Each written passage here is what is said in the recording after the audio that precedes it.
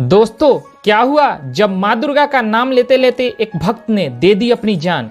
अगर आप माँ दुर्गा के सच्चे भक्त हैं तो कमेंट में जय माता दी अवश्य लिखें। दोस्तों, ये कहानी है बिहार में बसे एक छोटे से गांव मनसापुर की, जहां एक पिता की एक पुत्र और एक पुत्री थी।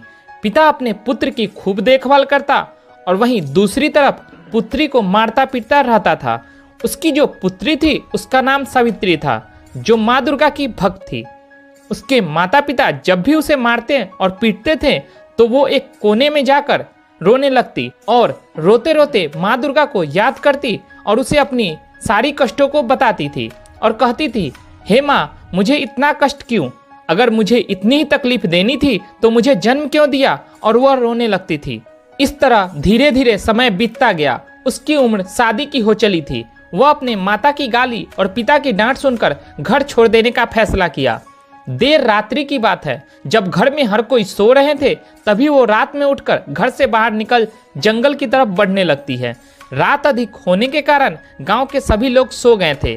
सावित्री लोगों से छिपते छिपाते गांव से बाहर चली गई। वो पैदल चली जा रही थी। उसे कुछ समझ ही नहीं आ रहा था कि उसे जाना कहाँ है। वो पैदल चलते चलते एक जंगल में पहुंच गई, जहां पर बहुत से जंगली जानवर घूम रहे थे।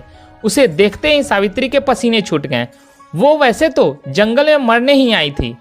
वो एक पेड़ के पीछे छिप गई और माँ दुर्गा को याद करने लगी कि हे माँ, आज मेरी रक्षा कर लीजिए। वो काफी ज्यादा डरी हुई थी। देखते ही देखते वो लड़की वहीं पेड़ के नीचे बेहोश हो गई।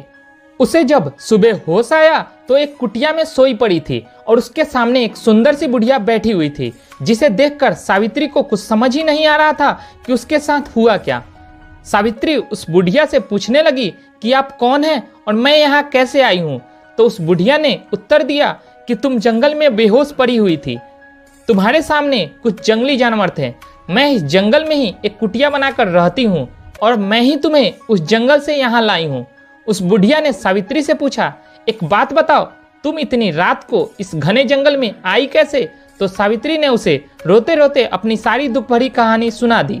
वो कहने लगी कि मेरी जो सौतेली माँ है मुझे बहुत मारती और गाली देती है। ये सब सुनकर बुढ़िया ने उत्तर दिया कि जब तक मैं तुम्हारे साथ हूँ तुम्हारा कोई कुछ नहीं कर सकता। तुम थोड़ा आराम कर लो और वापस अपने घर जाओ। वहाँ तुम्हारे माता पिता इंतजार कर रहे हैं। उन्होंने तुम्हारे लिए एक सुंदर सा वर ढूंढ के रखा है। उसके बाद सावित्री जंगल में उस कुटिया से निकलकर जैसे ही बाहर जाती है और कुछ दूर जब बढ़कर पीछे मुड़कर देखती है तो झोपड़ी और वो बुढ़िया दोनों गायब रहते हैं। सावित्री को कुछ समझ ही नहीं आता और वह सोचती है कि कहीं मैं सपना तो नहीं देख रही हूँ। उसके बाद उसके दिमाग में आता है कि ये कोई और नहीं, स्वयं माता रानी थी, जो एक बुढ़िया का रूप धारण कर मेरी रक्षा करने आई थी। उसके बाद वो लड़की वापस अपने घर जाती है। जैसे ही वो अपने घर पहुंचती है, उसके माता पिता उसकी शादी की बात कर रहे होते हैं। सावित्री यह बात सुनकर अंदर ही अंदर बहुत खुश होती है और वह खुशी खुशी उस लड़के से शादी कर लेती है। शादी के बाद सावित्री अपने पति के साथ बहुत खुश रहने लगती है। शादी के बाद उसका जीवन सुखी और संपन्न हो जाता है।